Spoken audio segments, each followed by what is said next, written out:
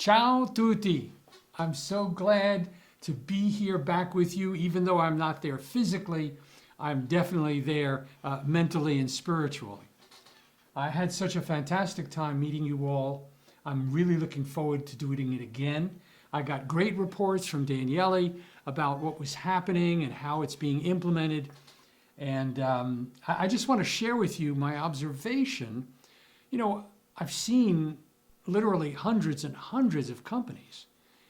And BioDry, while it's functioning very, very well, the expansion factor is tremendous. And I want to share with you why. This is not just what we call in English hyperbole. Francesca, have fun translating that one. It's not just words, but it has some concrete data to it. You know, and I wrote down some reasons why I'm saying that as I look to the evaluation I did of the company. Number one was not that you have great technology, which you do, but it's the care that I see from the owners, the partners, and from staff. There's a tremendous care for individuals, for them to be successful, for the company to be successful. And that's a very important point, regardless of the technology. Which leads us to the second point, which is the technology. It has a product that's in need, and it's in need all over the world. It will always be in need as long as we have rain, and it's always going to be there. The other is the emphasis now beginning even more and more on promotion. The other point is the promotion, which is starting to happen more and more and more. And that's expanding to promotion all over the world. So I think the promotion is solid. You can never have enough promotion and never have enough good promotion, but it's happening. The approach that BioDry is taking also, I know from my conversations with Daniele, is to construct it so that it is a win-win, no matter what happens. And in looking at the win-win and remembering the conversations we had together, I wanted to just do a very quick reminder. We have a little time, and I have a quick reminder about the admin scale and the scale of importance that we did when we were together at that fantastic place that looked like a courtroom and so on. Beginning with the fact that the entire success of the company rests on the product. That is what we create, what you create for exchange. That's what you exchange with the client so that you obtain the money, the goodwill, the reputation. How much valuable final product is occurring is dependent upon the monitoring of statistics. Now, we went over statistics in a great deal. Some of you who are watching this right now perhaps were not at our meetings when I was there. So we'll have to kind of brief you, or you'll find out more about it. Or if you don't have my book, which is in Italian, on the scale of importance, on the natural laws of management, I'm sure Daniele or Francesca can provide you with a copy. The statistics are a representation of how much product is going into the environment, which then monitors the amount of exchange. And the company's being run more and more on statistics as opposed to emotion or opinion or anything like that. As the statistics are getting better and better, they're approaching something more ideal, and you'll remember that. Ideally, I think you called it. It's what it should look like if it was operating well. And we spent a fair amount of time on that. That was pretty cool. And then we measured that against the way it did look. We said, all right, here's what it should look like for the company and for your position in the company as salesperson, sales manager, as somebody who's doing installation. The difference between the concept or idea of what it should look like and what it does look like gave us the next four levels of the scale of importance. Plans, programs, projects, and orders. And we spent a fair amount of time on planning. You all planned various aspects of your position in the company, which was terrific and did very, very well. That planning technology should be utilized by you daily, because what else would we plan other than here's where we are, here's where we want to be, and then take those actions that bring us to the more ideal scene. All of that was monitored by policy, by the rules of the game. And I know that's being issued. I know that you're operating off of it. And that's what has proven to be workable. And that becomes the law in BioDry. Those policies have a very, very specific function. Not only do they provide the guidelines for how the company operates, but they are the shoulders upon which the purpose of the company rests. Their entire existence is to ensure that purpose gets achieved. And we spent some time on the difference between purpose and goals. And I'm going to remind you again that purpose is the route that is being taken towards the destination. The sides of the road are policy. Purpose is the road that we take towards the destination or the goal, and the sides of the road are policy because it dictates you're not going to get there if you go off the road. So policy is the blockade, and it keeps us on the, as we say in English, the straight and narrow. And it is narrow because it takes more discipline to do it in the way that we know has been done correctly, as opposed to I'll try this or I try that. Efficiency-wise, which is kind of the hallmark of what I'm addressing today in Take a Message to Garcia, and you're going to learn more about that. Efficiency dictates that we take the shortest route, but the most effective. Not the shortest regardless of quality, and not the longest because it's incredible quality. In my career, I have seen both mistakes.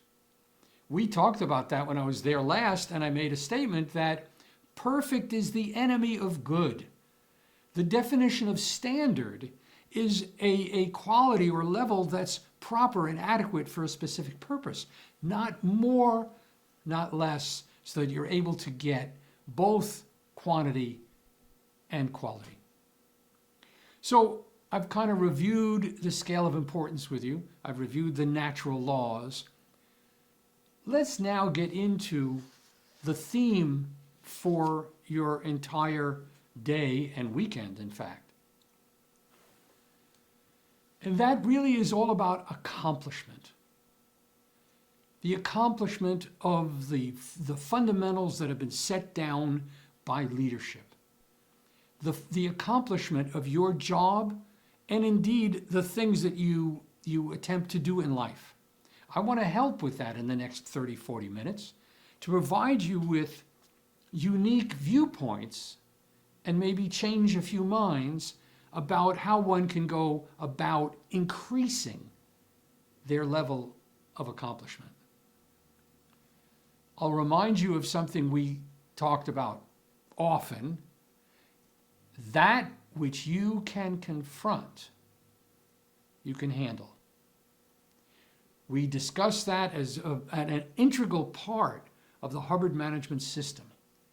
We know that L. Ron Hubbard researched achievement in a tremendous way. And one of the key factors of achievement was the ability to confront what that barrier is, what that challenge is in front of you. Without confront, without the courage, if I can use that word, to deal with what's in front of you, to accept it and handle the challenge, there is no technology that's going to make any difference. That which you can confront, you can handle. So what happens when you get a directive? What happens when there's a direction set from one of the executives? The first thing that happens is confront. What does that mean? That means that it's read carefully. It's read with an intention to understand it.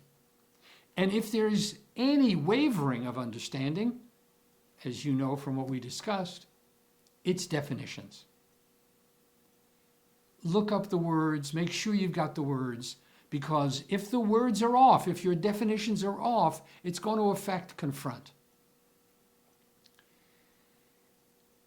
Responsibility, and when we talk about the message to Garcia, taking this message to Garcia meant I'm going to get it done no matter what. Now, I'm not talking about some philosophical idea that, you're greater than you ever imagined and you can do anything. And I'm talking about concrete, get it done.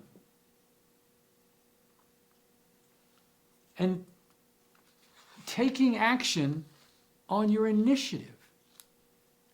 I've always felt in my entire career as a manager, and especially as I was coming up the line, I never wanted to receive an order. Not because I couldn't handle orders. That was okay.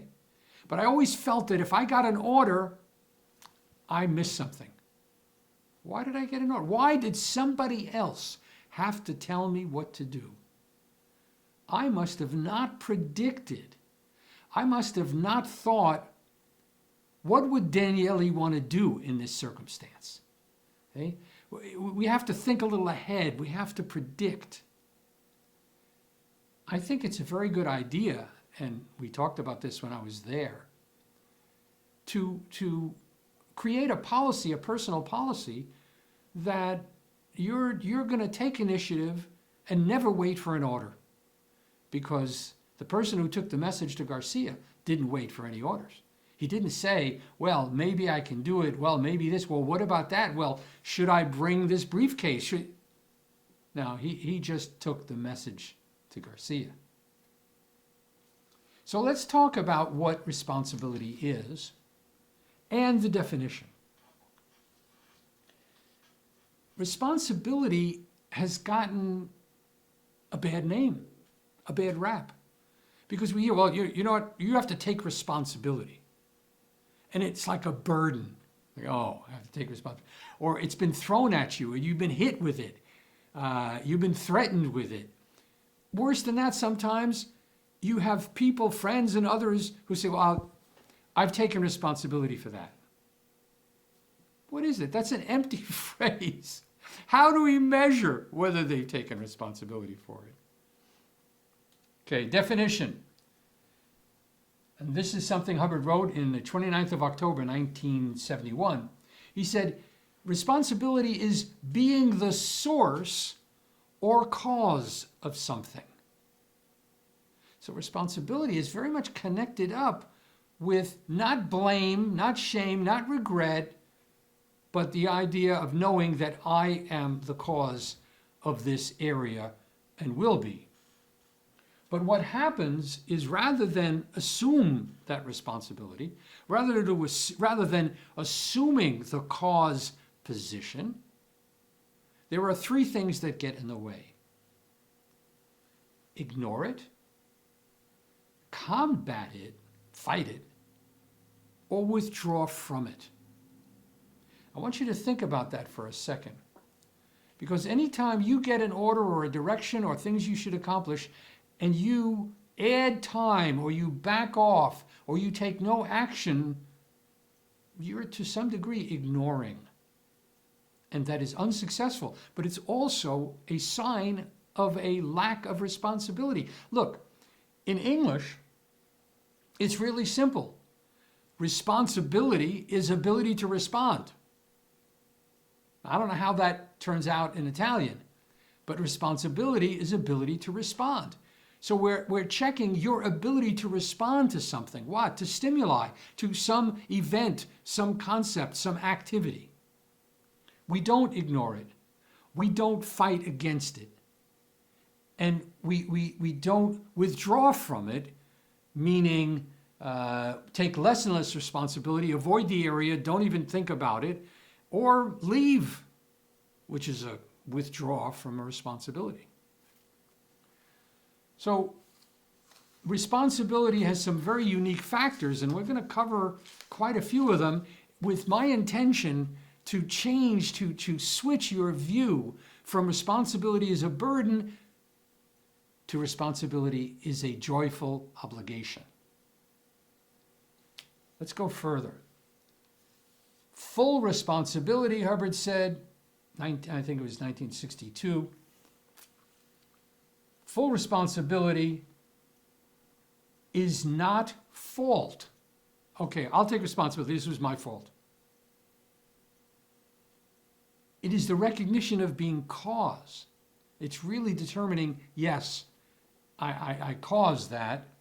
And of course, having enough prediction so that these things don't occur. Now that's the elementary part of responsibility. It's knowing that you are the cause, willing to be that cause, and taking responsibility, ability to respond. But now let's add another very important component. When I first read this, it really opened the door, and it changed my view and my operation. More importantly, see, today is not, this is, as you know from being with me, this is not all about thinking good thoughts. This is not all about, oh, you know, you can take risk. No. Let me tell you that part of responsibility is the ability to handle force. Yeah, force.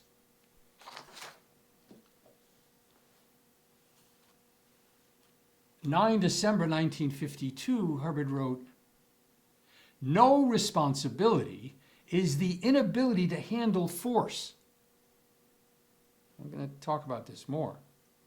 Responsibility, therefore conversely, responsibility is the ability to handle force. Full responsibility is not fault. It is the recognition of being cause. It is recognition of being cause. Okay. Where does force enter into this? Anything that you have to handle has force. If it has more force than you apply, it remains. If it has the same amount of force, it stays there. There's only one way that you can vanquish any kind of challenge, and that there has to be more force than being applied towards you. That's cause.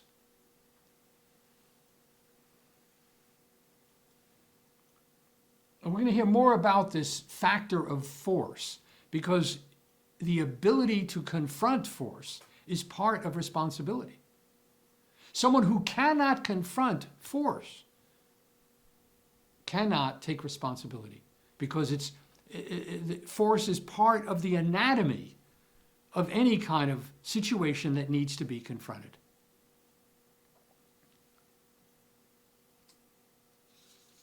One's ethics applies here too, because before we can even talk about force, we need to talk about choice. You choose to be responsible or not. Yeah, it can be uncomfortable, but that uncomfortability is just part of your challenge, part of your courage to confront it. Going right back to the very first thing we said. That which you can confront, you can handle. But what are we confronting? Well, we could say it's my marriage, it's my business, it's this customer, it's force. It all comes down to force.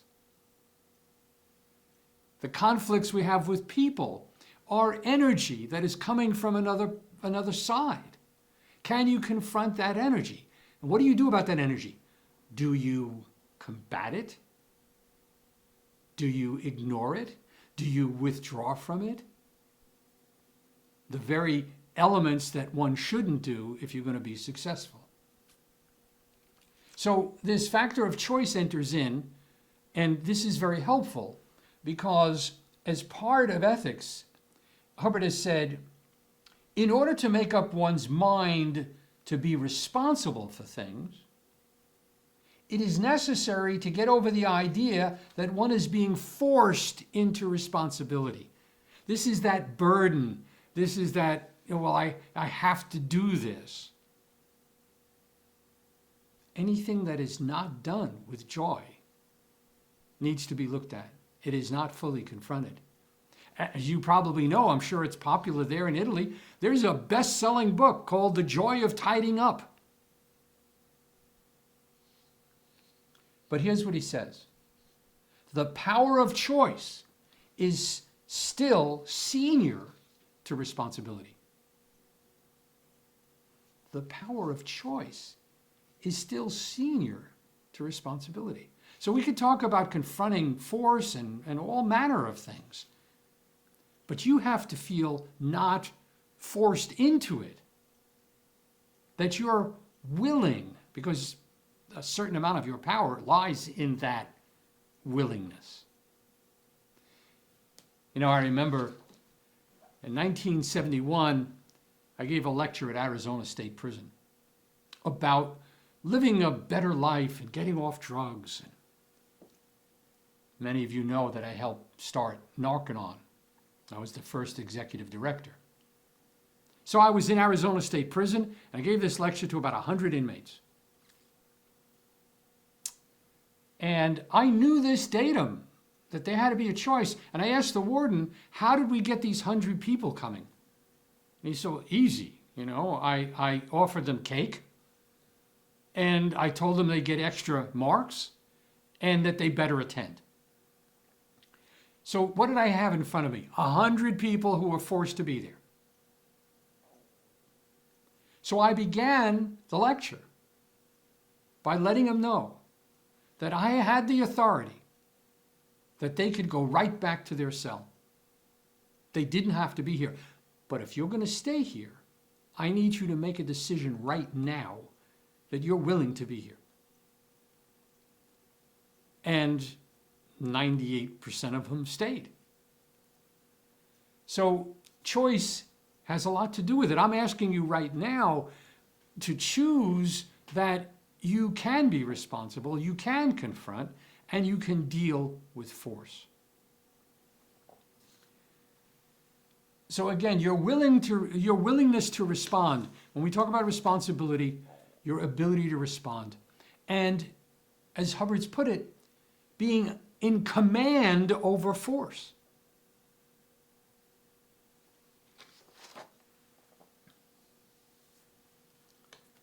This choice that you have is not a minor thing. This choice you have is an indicator of your emotional IQ. What do I mean? Well, you can choose to be angry. You can choose to be upset. You can choose to be more, as we call it, uptone. And I'm sure you've heard Danielle use that phrase, and many of you are aware of it. It's the assumption of an identity. It's an assumption of an emotional quality. But that emotional quality is very much related to responsibility, because low-toned individuals are irresponsible. It is only as you come up-tone that you widen your sphere of influence. Why are you influential in your family? Because you own that space. Because you have, quote, taken responsibility for that. You have a sphere of influence. We want to make sure that that sphere of influence goes beyond the family, into the work, and beyond in every aspect of your life. Force is the dealing with what? What is this force? It's energy. Who better than BioDry and everybody in BioDry who understand it's the nature of your business? But what is BioDry doing? Isn't BioDry commanding over energy? Isn't it responding in a way that overwhelms what exists in those walls?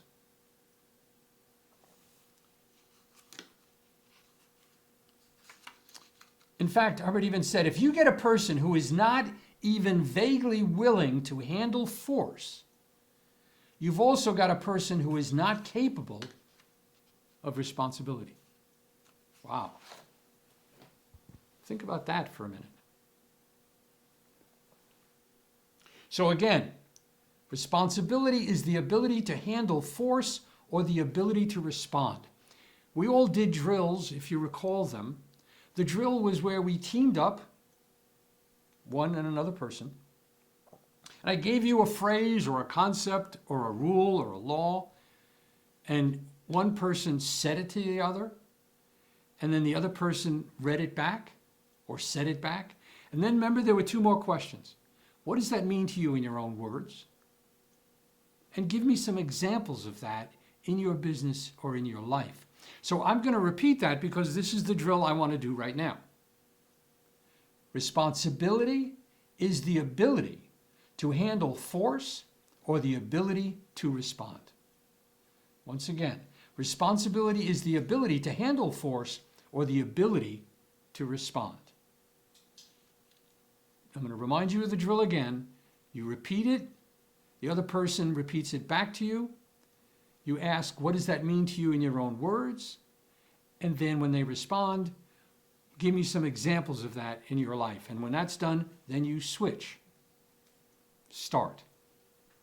Now, I didn't mean, if I've come across stern, serious, too important, everything's so important, let me lighten it up a little bit. Because anything that's approached in a serious nature is bound to fail. It's the spirit of play. We talked about this, remember? It's a game. BioDry is a game. Now, other owners, other CEOs, other executives probably wouldn't allow me to say that. I don't want you to make my company appear like a game. Not Daniele. He knows it's a game. And games are not serious. They're not played serious. Athletic groups, football teams that get real serious start losing. And it's obvious, and I think you've seen this. You have a team that's losing. They're now at the bottom of the league. And finally, it doesn't matter. It doesn't matter what they do. They don't care. So they go out there to have fun. What happens? They start winning. Here's what Hubbard said. Most anybody who's getting anything done really knows that it's not blood, it's a game.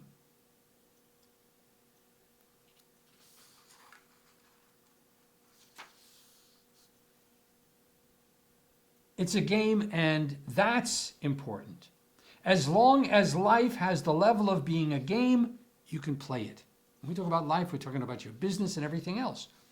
But when it no longer has the level of being a game, it plays you. You're not playing the game anymore. It's playing you. You're at the effect, which brings us back to the very point we talked about earlier, which is taking a cause position.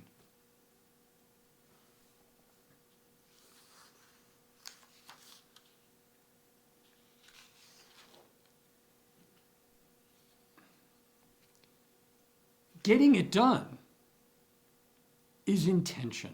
Getting it done is control. And we know from our last discussion, control equals income. And you say, yeah, but okay, but I'm doing installation or whatever it is, control is of value to you. Control, as Hubbard puts it, is positive direction. This means also attention. This means focus. This means not doing three things at once, but having the intention to get that done. So there's one thing to say that it's very good to have responsibility and be willing to act, but then there's the acting. And that acting has to have in itself intention and the desire for accomplishment. And let nothing else get in the way. In doing research for this afternoon in being with you, I ran across something that was so big, so important, that it became a rule in my life, and I think a life changer for anybody who hears it. It's not an easy one to confront. It's not even an easy one to accept as a way of living. But when you do, the change is incredible. And here's the quote.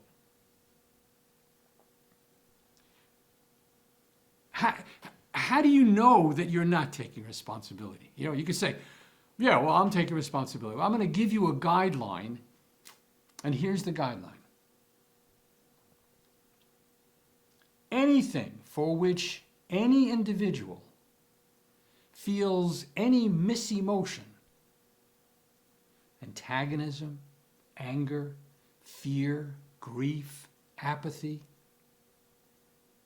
is something for which he has not accepted his responsibility. I know you're going to hate me for this. I'm going to repeat that again. Anything for which any individual feels any misemotion, antagonism, anger, fear, grief, apathy, is something for which he has not accepted his responsibility. You can see points in your life and points in your work where you get upset, anger, you feel fearful about it, you go apathetic, you get antagonistic. Okay, you got to back off a moment and say, whoa, wait a minute. I'm not taking responsibility for this. And you know, it's amazing. The emotional tone comes up. Why? Because it's the truth. Okay? When you're lower toned, you not only don't take responsibility, but you don't have perception. Your perception, the ability to see what's important, the ability to act in a certain way, the ability to take advantage of an opportunity is all perception. But when you're lower toned or you're stuck in shame, blame, or regret, you'll miss the opportunity. In 1951, Hubbard said, he can control anything for which he has accepted full responsibility. He is unable to control something for which he has not accepted responsibility. Well, how do we know? Well, because it depends on the goodwill that you put forth. It depends upon what is your emotional state. And if it's low-toned, we got to back up and say, you know, what am I not taking responsibility for here? Well, but I don't want a responsibility for that because he did this and she did that. Whoa, wait a minute. You're putting the blame over there. Remember, responsibility is not blame. Responsibility is cause.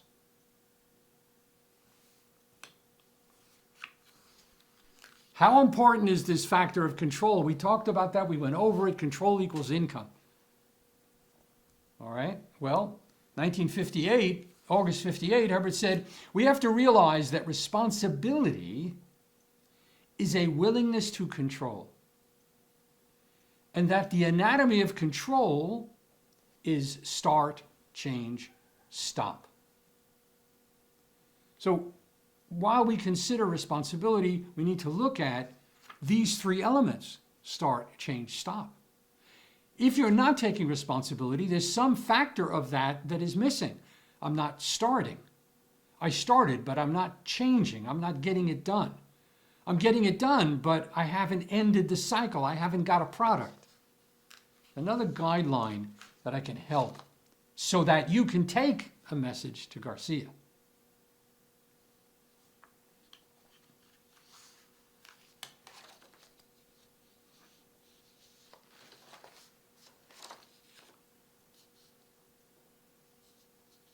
The messenger for Garcia did not say, I can't do it. Did not even think I can't do it. He just set out to do it. To self-invalidate, to deny that you can do something, is actually an unethical act committed on yourself.